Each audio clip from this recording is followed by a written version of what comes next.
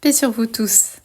Je suis en joie de vous retrouver pour ce rendez-vous hebdomadaire consacré à la spiritualité, au cheminement thérapeutique. Moi, c'est Virginie. Je suis accompagnante pour femmes en dépendance affective. Et aujourd'hui, je souhaite vous parler d'un sujet très important, à savoir la reconnaissance des bienfaits. C'est un sujet capital dans la quête spirituelle.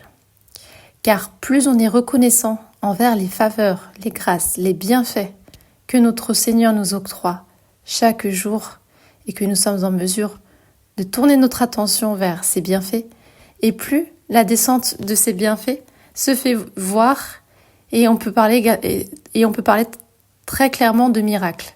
Voilà, donc c'est dans cette optique que je souhaite commencer l'année 2025 en rappelant que la porte de la gratitude, de la reconnaissance des bienfaits d'Allah est un acte fondamental pour expérimenter la descente des grâces divines et la multiplication de la baraka, donc la bénédiction.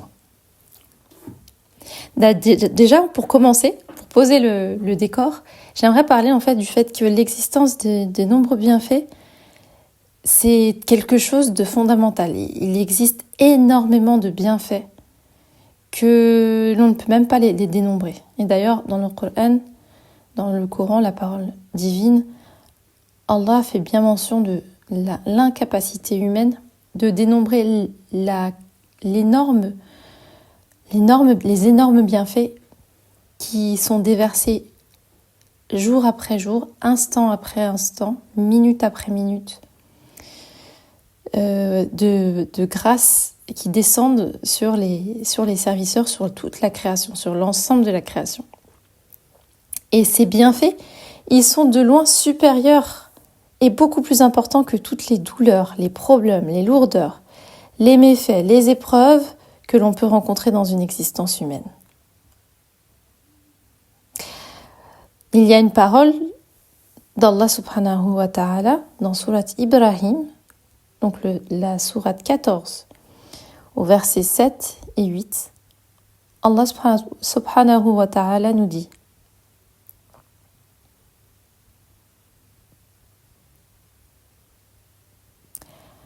وَإِذْ تَأَذَّنَ رَبُّكُمْ لَئِنْ شَكَرْتُمْ لَأَزِيدَنَّكُمْ وَلَئِنْ كَفَرْتُمْ إِنَّ عَذَابِي لَشَدِيدٌ. Allah subhanahu wa ta'ala nous dit dans ces versets sublimes: si vous êtes reconnaissant, très certainement j'augmenterai mes bienfaits pour vous. Mais si vous êtes ingrat, alors mon châtiment sera terrible. Alors là, dans ce verset, donc c'est le verset 7, très clairement, oui, c'est le verset 7, Allah subhanahu wa ta'ala nous fait part de l'existence d'un cercle vertueux. Quand nous tournons notre attention sur les grâces et nous remercions Allah subhanahu wa ta'ala.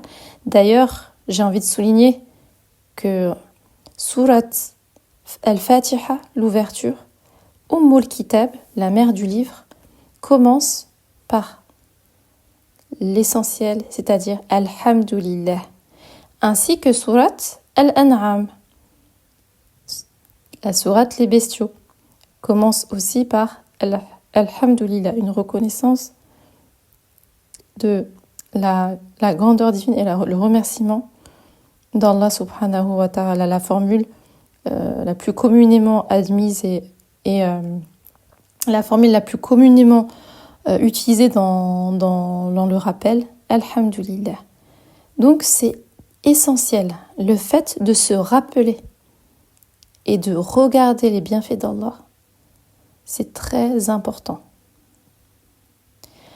À l'inverse, le fait d'être dans l'ingratitude, et qu'est-ce que l'ingratitude ? Moi j'ai envie de dire l'ingratitude, c'est déjà commencer par, en fait, quand on est éprouvé, on va avoir tendance, l'âme humaine va avoir tendance à se tourner vers la cause, enfin les effets, on va dire, du malheur, d'un état qu'on qu'on va considérer comme un état de malheur, et de ne faire que d'y penser et d'en parler et de ruminer. Donc ce qui va entraîner en fait la mise en place d'un cercle vicieux. Un cercle vicieux qui va être de se plaindre à longueur de temps et de nier.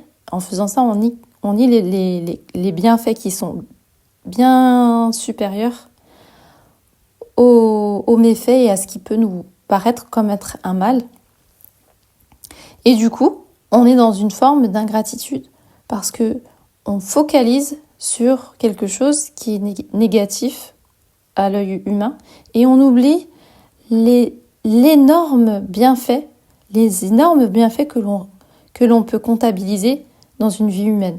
Ne serait-ce que le souffle qu'Allah nous a insufflé et qui nous permet de nous mouvoir tous les jours de notre existence, c'est une grande grâce. Donc, ce qui est très important, c'est de pouvoir constater ces grâces et de se tourner vers. Et ça ne veut pas dire qu'on oublie qu'on peut avoir des défis existentiels, ça n'exclut pas qu'on peut toujours avoir des problèmes, des choses à régler. Mais on va se tourner vers tout le potentiel positif et toutes les clés, tous les leviers de miséricorde qu'Allah nous donne pour aller d'un état difficile vers l'état où on sera dans une forme de, je n'ai pas envie de dire facilité, mais c'est un peu ça, dans une forme de bien-être. Voilà. Et donc Allah nous donne des clés pour notre bien-être. Malgré les difficultés, il y a toujours une part d'ouverture et de cheminement vers quelque chose qui peut nous permettre un soulagement. Voilà. Donc, il faut cultiver la reconnaissance des bienfaits divins, car ils sont si nombreux et je pense que l'acte de méditation prend tout son sens, car on peut se pencher sur une fleur, sur un être, une créature, que ce soit animal ou que ce soit la création humaine, l'être humain. Il y a tellement de choses à faire, rien que sur un seul doigt que l'on possède, il y a tellement de choses à dire et tellement de raisons de remercier le Créateur pour ses bontés. Et donc, voilà, donc le fait de mettre en place ce cercle vertueux, ça va nous permettre de voir la vie autrement. Donc on va avoir un regard porté sur la réalité qui va être tout à fait différent. Et on va reconnaître la grandeur du dessein divin et que tout cela n'a pas été créé en vain. Donc, si tout cela n'a pas été créé en vain et que notre Seigneur, l'administrateur de toutes choses, est aux commandes, nous pouvons nous placer notre confiance et agir avec les outils qu'il nous a donnés à disposition. Et ils sont très nombreux. Il faut partir donc du coup, ça nous appelle à partir d'une vision du plein contre la version du manque. Parce qu'on a tendance malgré tout à voir le verre à moitié vide alors que dans toutes les grâces divines, le verre est clairement plein finalement. Mais notre œil ne voit pas toujours tout. Et comme on me l'a rappelé récemment, les lunettes de la personne qui se met dans cette gratitude et dans cette reconnaissance ne sont pas les mêmes que celles qui décident d'être dans l'ingratitude. La vision, elle est différente. Il y a une perception des choses qui est totalement différente. Donc, ce qui est très important, ce qui va être très, très, très important pour toute personne qui souhaite implémenter la gratitude dans son existence, c'est de reprogrammer sa pensée sur le câble de cette reconnaissance divine et tout en sachant que pour tout le monde, on a tous nos défis existentiels, on a tous nos problématiques, mais en se posant la question, qu'est-ce que je peux faire pour changer cette difficulté ? Qu'est-ce que je peux faire pour faire de ce défi un moyen de me rapprocher de mon Créateur, d'agir dans le sens de ma mission de vie et donc de réussir à transmuter la difficulté ou le défi ou l'épreuve en une facilité. En une facilité ou une force de résilience. Il y a énormément de versets du Coran, car je vous rappelle que la connexion au Coran, c'est une source de guérison et de compréhension des défis de l'existence. Et il y en a énormément qui appellent à reconnaître les bienfaits. Il y a le mot ni'ama qui revient souvent, le mot shukr, le fait de reconnaître la baraka, la bénédiction, et tout cela pour dire que Allah subhanahu wa ta'ala dans le Coran nous a bien détaillé cette question de la gratitude.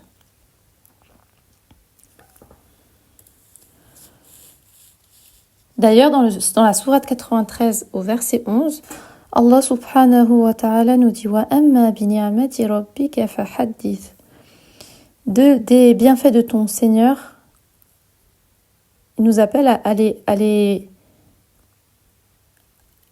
proclamer, à les faire vivre en nous, à les compter, à les raconter. Et donc, dans le fait de reconnaître les bienfaits et de les souligner et d'en parler, il y a une guérison des cœurs.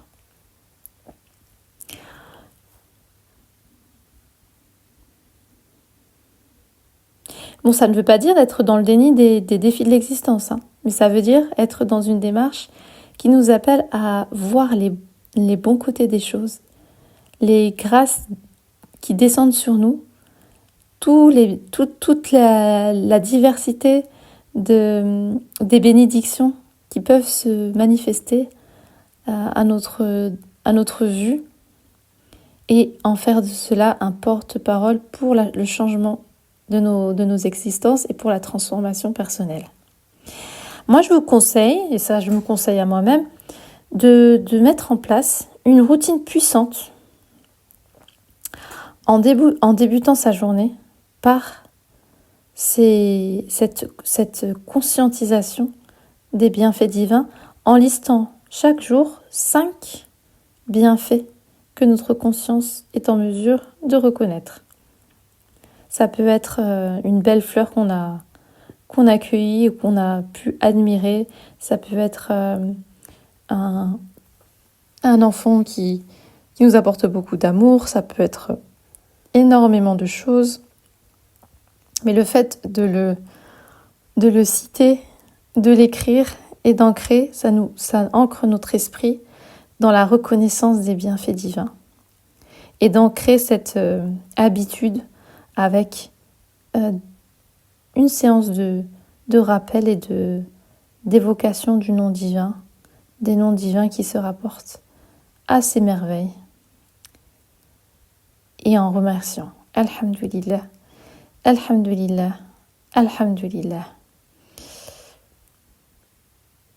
Allah subhanahu wa ta'ala nous dit donc « Wa in shakartum la azidannakum » qu'Allah nous permette de goûter à ces bienfaits, de les conscientiser et d'en faire pour nous une force qui fasse bouger les lignes de notre existence.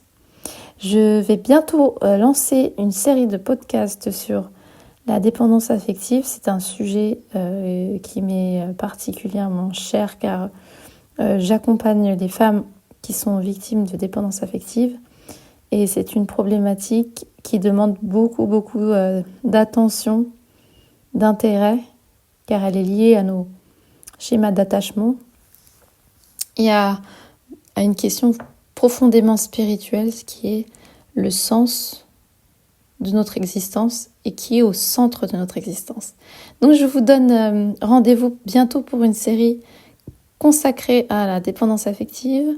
En attendant, je vous souhaite une excellente semaine et qu'Allah vous couvre de ses bienfaits et que vous puissiez les constater et les déguster en toute conscience. À tout bientôt, Inch'Allah.